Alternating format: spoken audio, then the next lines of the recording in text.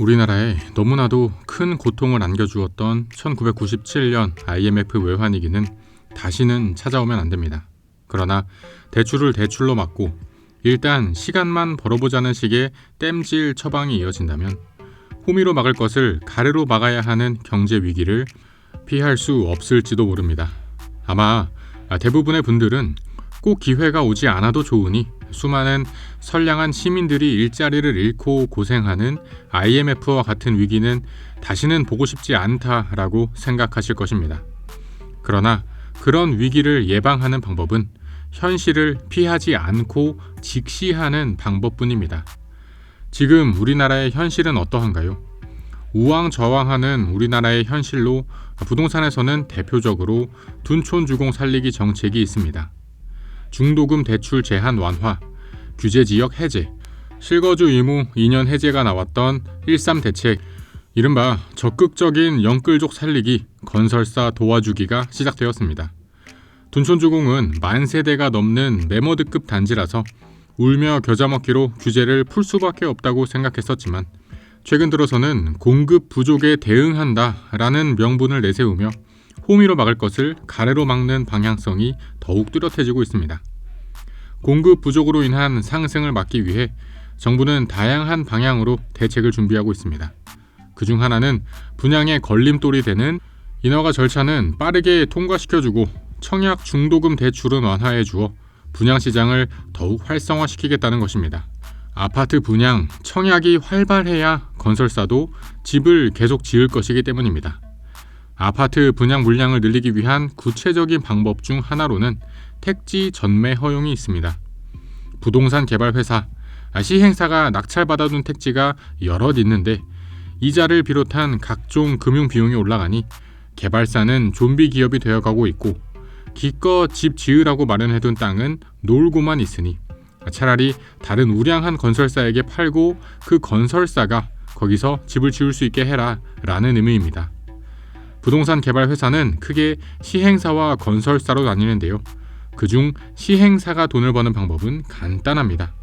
땅을 싸게 사고 은행에는 이자를 최소로 빌리고 건설사랑도 최대한 저렴한 가격의 공사 계획을 맺은 후 지어진 집, 상가, 사무실 등은 최대한 비싼 가격에 완판시키는 것입니다. 싸게 사서 비싸게 판다라는 기본 원칙에 충실한 방법입니다. 이때 들어가는 은행 대출을 단계에 따라 브릿지론 혹은 PF 대출이라고 합니다. 이런 대출은 아무래도 은행 입장에서 고위험 고수익 대출 상품인 만큼 1금융권보다는 2금융권, 저축은행 등에서 대부분 취급하는데 그중 저축은행의 연체율이 치솟고 있습니다. 저축은행의 연체율이 치솟고 있다는 말은 다시 말해 대출로 택지를 산 시행사가 집을 제대로 지어서 공급하기는커녕 진행하려고 했던 사업의 이자도 연체하고 있다는 의미입니다. 여기서 정부가 택지 전매를 허용해주면서 시행사가 탈출할 수 있는 문을 열어주고 있는 것입니다. 논리적으로는 맞는 방향입니다. 그러나 택지를 사고 파는 과정에서 투기성이 짙어질 수 있겠다는 우려도 생기고 이런 상황에서 누가 그 택지 물량을 받아줄 것인가 하는 의문도 듭니다. 집값을 알려면 공급을 보라는 이야기는 유명합니다. 공급에 따라 가격이 결정되는 수요 공급의 법칙을 적용하는 것입니다. 그러나 가격이 항상 수요 공급을 따르는 것은 아닙니다. 송도를 한번 살펴보겠습니다. 송도는 초과 공급이 10년 넘게 지속 중입니다. 그러나 불과 2-3년 전까지만 해도 가격은 떨어지기는커녕 오르기만 했습니다. 수요 공급 곡선과 가격 흐름이 일치하지 않는 사례입니다. 우리는 공급이라고 하면 새 아파트 짓는 것만 생각하지만 그건 틀렸습니다. 그럼 또 무슨 공급이 있을까요? 바로 기축 아파트가 매물로 나오는 것입니다.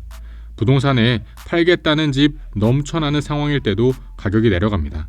송도도 가격 상승분을 모두 반납하고 전망이 밝지는 않습니다. 부자가 되려면 신축 공급과 가격이 항상 연동되지는 않는다라는 점을 이해해야 합니다. 뿐만 아니라 다가오는 위기에서 인생 역전의 기회를 잡고 부자가 되려면 돈의 흐름을 잘 이해해야 합니다. 분양가가 오르니 집값도 오를 것이라는 전망은 돈의 흐름을 잘못 본 것입니다. 일단 분양 성적이 부동산 시장의 분위기라는 것은 맞는 말입니다. 그러나 서울 제외 다른 지역에서는 미분양이 속출하고 있습니다. 분양 성적이 안 좋다는 것은 분양가가 높았기 때문이며, 분양가가 높은 것은 땅값과 자재비가 오르는 인플레이션 때문입니다. 인플레이션 상황에서는 금리와 이자 부담이 높아서 수요자의 대출 여력이 줄어듭니다. 둔촌주공 봐라, 금리 높아도 살 사람은 다 산다 라고 반박할 수도 있습니다. 그러나 이런 상황에서 분양은 새 아파트 자체에 대한 수요이기 때문에 분위기가 잠시 올라갈 수는 있어도 구축 아파트 시장은 꽁꽁 얼어붙을 가능성이 높습니다. 올해 상반기 반등장의 상황을 다시 살펴보겠습니다. 코로나 때보다 금리가 더 낮았었나요? 아닙니다. 경제가 튼튼하게 성장하고 있나요? 아닙니다. 반등장의 배경은 정부의 금리 인하 압박으로 시중금리가 잠시 내려갔던 것, 그리고 특례 보금자리론과 주담대 50년을 일시적으로 출시하면서 수요층이 잠시 늘었던 것입니다. 물론 상위 입지의 가격을 하위 입지가 따라간다는 갭매우기 현상은 부동산 상식이다 라고 하실 수 있습니다. 그런데 지금은 상위 입지의 가격도 멈춰 있는 상황입니다. 따라서 분양가 상승에 대해 분양가가 오르는데도 완판 행진이니 구축 아파트들도 가격이 따라오를 것이다 라는 것은 지나친 비약입니다. 물론 집값 정상화, 집값 하락을 당위론으로 설명하면 안 됩니다. 경제는 돈과 수익의 논리로 움직일 뿐 도덕적 옳고 그름은 돈의 흐름과는 크게 상관이 없습니다. 우리의 삶의 의식주가 필수적 요소이지만 그래서 의식주가 더 돈의 논리로 움직이기도 합니다. 경제가 안 좋아지면 사람들은 여가 생활부터 줄이고 먹는 것, 입는 것부터 허리띠를 졸라맵니다.